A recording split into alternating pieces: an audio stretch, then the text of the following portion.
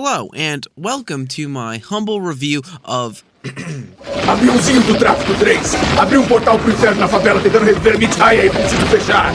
more commonly referred to as Brazilian Drug Dealer 3. I opened a portal to hell in the favela trying to revive Mit Aia, and I need to close it. Please do not ask about Brazilian Drug Dealer 1 or 2. Those games will get this video taken off the internet. The other day, this game randomly popped up in my recommended tab on Steam, and when I clicked onto the Steam page, I was met with the most insane trailer for any game I have ever seen. Satanic. E deu ruim. This really is marketing at its finest. After seeing that trailer, I had to buy the game. I don't know what that angry Brazilian guy was yelling at me or why half the screen was covered in Portuguese text, but I need to find out. So I bought it and installed it, and now that I've played it, I think I need to check into rehab. So like and subscribe to help fund my recovery. When you see a game like this on Steam, it's usually just a poorly cobbled together collection of assets, and I was fully expecting this game to be just that. But to my surprise, this game is good, really good, and why it's good is kind of confusing. Well, not really. This game is made on the legendary ID Tech 2 engine, which produced games that are pretty much responsible for the state of the modern FPS genre, and because of that, almost every game that is made on this engine feels like it is the best FPS game the genre has ever experienced. Well, is that it? End of video? The game was carried by its engine? Well, no. Although on the surface, this seems kind of thrown together with random holes in the walls, enemies placed in weird locations, and the entire story being told through a series of PNGs on walls, there is something more to this game. Maybe it's the 800 decibel music that is brainwashing me, but when you play this game, you just feel awesome. And isn't that why we all play video games? To feel like a god even though you haven't left your house in 6 months? In some of these levels, you are met with incredibly unique and entertaining level design that you've never seen out of some AAA game studios, let alone some guy from Brazil. On top of that, you get to abuse some really fun mechanics that the game just lets you play around with. Take this coconut launcher. Wow, it shoots exploding coconuts, that's awesome. But when you take this exploding coconut launcher into a large crowd of people, running and gunning has never felt this good.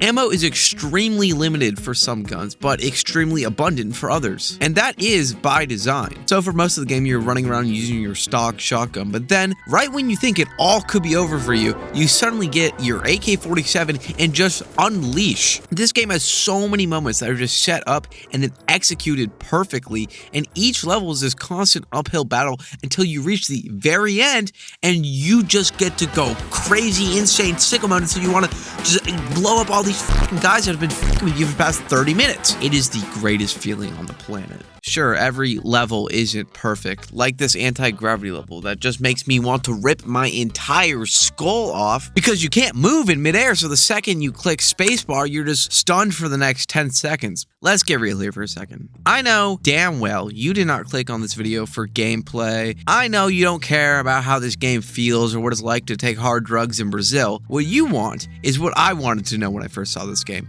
What the fuck does the title mean? I mean, just in the title, we get pretty much the entire introduction of the game, but after reading it, I'm left with so many questions. Namely, who the hell is Mit Aia? And now that I've played the game, I still have no clue who the hell he is. In fact, after completing the game, I was left with even more questions, like, who is this guy that is plastered on every wall for some reason? What's with all the anti-capitalist messaging? And why the hell is Michael Jackson guarding the gates to hell? Well, some of those questions are probably better left unanswered, but here on the Great Nate YouTube channel, we answer those questions. So here's the basic story of Brazilian Drug Dealer 3. You play as Silva, a drug dealer living in a favela and also an avid music enjoyer. He really likes this one artist known as Mit Aia. But the unfortunate part of the story is that back in 1997, Mit Aia did a little too many drugs and unfortunately passed away. Now in present day, Silva is listening to some of Mit Aia's music and is like, I want to meet this guy. He seems pretty chill. So he draws up a handy dandy pentagram and the rest is history. Every drug dealer in the favela gets possessed by demons, and various deceased Brazilian pop artists and Michael Jackson for some reason suddenly come back to life in the favela. And now it's up to Silva to save the innocent people of the favela favela. While De Silva is purging the favela of demonic drug dealers and saving the innocent people, he meets various allies, including this dwarf child, this guy with the face of a dog, these two DJs that make up a band known as Sex Corp, Porco de Mete e Sante, an entire race of aliens, Brazilian funk band Mamala's Assassins, and lastly, Michael Jackson. So, De Silva and this ragtag group of people have to face the two big bosses of this game. The first boss that we're introduced to is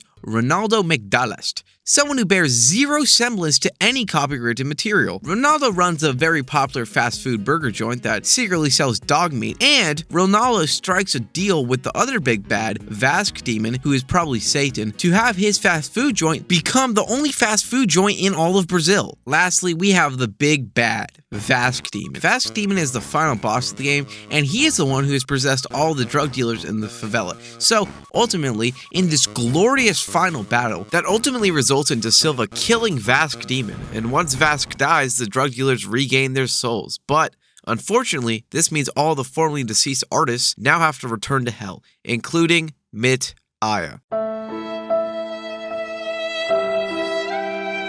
Okay, you are probably still incredibly confused. Not only was that a terrible explanation of the story, it's also not satisfying. That's not the meat and potatoes you're looking for. So, what if I were to tell you that this game is semi-autobiographical? That's right, this game is about a real dude. The developer of this game tied a lot of the themes to himself. No, the dev isn't some satanic drug dealer, but look at this guy, he honestly might be. This is Joeveno, the brain behind Brazilian Drug Dealer 3, and he is just as insane as the game that he created. He originally came up with the idea when he was on a date with his girlfriend and started daydreaming and just randomly blurted out the title of the game and then ditched his girlfriend to go home and start production on the game. This game had a wide variety of many inspirations, including many retro classic shooters, but also Brazilian bootleg titles. See, in Brazil, the price of AAA games is so inflated compared to their currency that it's much more cost effective for independent studios to just make their own version of the game and then sell that version to the Brazilian player base. This results in these really weird games that look like the original, but just a little bit more scuffed. But they do have a very distinct aesthetic to them, which explains the reason why BDD 3,